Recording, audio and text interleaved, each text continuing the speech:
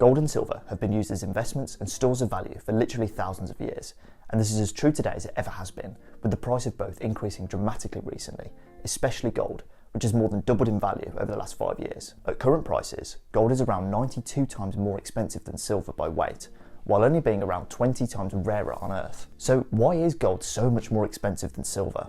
And does this indicate that silver is currently undervalued and so makes a better investment than gold at current prices? This video will explore these questions, but to really get to grips with the differences between gold and silver, we first need to think about why we consider them to be valuable in the first place.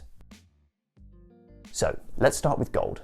At first glance, it seems pretty odd that we would consider something like gold to be so valuable, as it's not really that rare, and it doesn't have many industrial uses. In contrast, consider something like rhenium, which is one of the rarest metals on Earth and has some critical military and aerospace applications, but is around 25 times cheaper than gold by weight. So what makes gold so special? Well, gold's value really derives from 4 key factors. Number 1, it's a very stable and unreactive metal, so will pretty much stay in its pure form for millions of years under stable conditions, and so we haven't got to worry about it corroding or rotting away over time. Number 2, it's a rare metal and its supply is inherently limited. While it's not the rarest metal on Earth, gold is still pretty scarce. In fact, all of the gold ever mined by humanity could easily fit underneath the Eiffel Tower, which really goes to show just how little there is available on Earth. Also, it's very difficult and expensive to mine, so the supply of new gold onto the market is slow, steady and predictable, so people can have confidence that the price of gold won't fluctuate due to big swings in supply. Number 3, gold is universally accepted as valuable across countries and across cultures, and isn't linked to man-made currencies like the US dollar. This means that if you own gold, there will always be someone somewhere in the world that will consider it to be valuable, and as it's not tied to or based on any fiat currencies, no government or institution can really tamper with its value or try and declare it as worthless, like they could try to do with some regular currencies. And finally, number 4 is simply the way it looks. People have been obsessed with gold's characteristic bright yellow colour for millennia, and it's been seen as a strong status symbol for as many years, which inevitably contributes a lot to gold's perceived value. Okay, so it's these 4 factors that gold derives a lot of its value from. So how does this compare to silver? Well, basically all of these factors will also apply to silver. Like gold, it's a stable and unreactive metal, it's pretty rare and its supply is limited, it's universally accepted as valuable across cultures, and like gold, it's a very attractive material and has been used as decoration and as a status symbol for many, many years. That said, there are a few key differences between the 2 metals, one of which is that silver is far more practically useful than gold. For example, silver is a critical material in many industries, from aerospace to military to medical to electronics, and it's extensively used in tech like smartphones, solar panels and satellites, among others. Whereas gold, on the other hand, is far less versatile. Yes, it has some uses within electronics, but its use cases are far more limited than that of silver. So because gold and silver share many of the same value enhancing factors, and the fact that silver is far more practically useful, it would be logical to expect the 2 metals to have similar levels of value, or even for silver to be considered more valuable than gold. But as we touched on earlier, gold is currently way more expensive than silver, even when we factor in their relative levels of scarcity. As we said, gold is currently around 92 times more expensive than silver, while only being around 20 times rarer. So what's going on here? Why is it that gold is way more expensive than silver, while being way less useful? Well, to really understand this, we need to take a deeper look at gold, in particular its status as the ultimate safe haven asset. So, as we touched on, the supply of gold is inherently restricted, as it's a very rare metal and all of the easily accessible sources have been exhausted many years ago. This means that gold mining is very difficult and expensive, so the supply of new gold onto the market is very slow and steady, and is virtually impossible to be ramped up quickly. This therefore gives investors the confidence that no government or institution could dilute the price of gold by quickly ramping up supply, like what happens with oil, for example. And so gold is seen as a very safe place for investors to park their wealth in times of crisis, as it's virtually impossible for the price of gold to be tampered with on the supply side. So gold kind of acts as an insurance policy investment.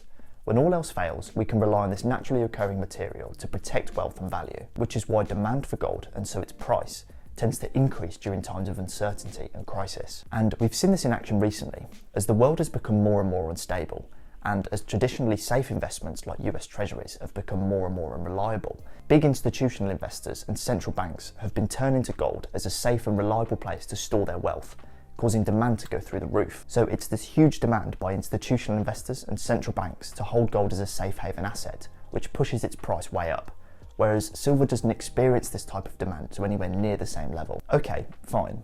But why isn't silver used as a safe haven asset to the same level that gold is? After all, we discussed earlier that silver shares many of the same characteristics that makes gold valuable. So why does silver lag so far behind? So the simple answer to this question is because gold is pretty useless, especially when compared to silver. Silver has many industrial uses, from solar panels to satellites, whereas gold's use cases are far more limited. So why does gold's uselessness make it the perfect safe haven asset? Well, let's imagine for a minute that gold was incredibly useful. Let's say it was a brilliant water purifier. For example, if you put gold dust in a water filter, then even the muddiest water would come out clean. In this alternative reality, gold would have been an incredibly sought after material, and every last gram of it would have been used within water filters around the world throughout history. Therefore, there wouldn't have ever been any huge hunks of gold just lying around doing nothing for people to make jewellery out of or to use as a store of value.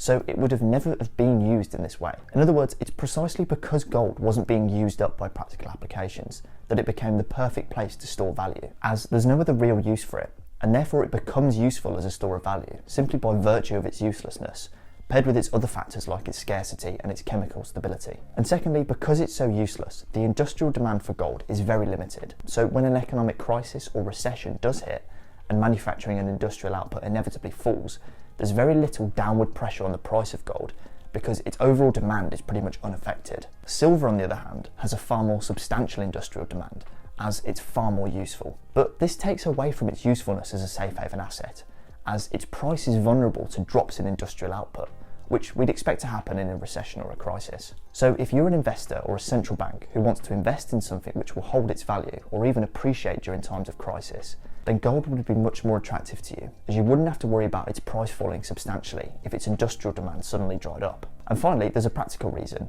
Gold is far more value dense than silver, meaning that super high values of gold can be stored in a vault underground, whereas this quickly becomes impractical with silver. For example, at current prices, $1 billion worth of gold would be around 9,300 kilograms, which, if we do the maths, translates into a cube of gold around 78 centimeters tall, which is about the same size as a washing machine. Just think about that for a second. $1 billion worth of gold is about the same size as a washing machine, which absolutely blows my mind. But it goes to show just how much value someone like a central bank could store as gold in an underground vault somewhere. In contrast, at current prices, $1 billion worth of silver would be around 864,000 kilograms, which translates to a cube with side length of 4.34 meters, which is just a bit shorter than the average two-story house. In other words, $1 billion worth of silver would take up 120 times more space than $1 billion worth of gold, which just goes to show the logistical challenges of storing silver as a safe haven asset in comparison to gold. So because of the lack of industrial demand for gold and its immense value density,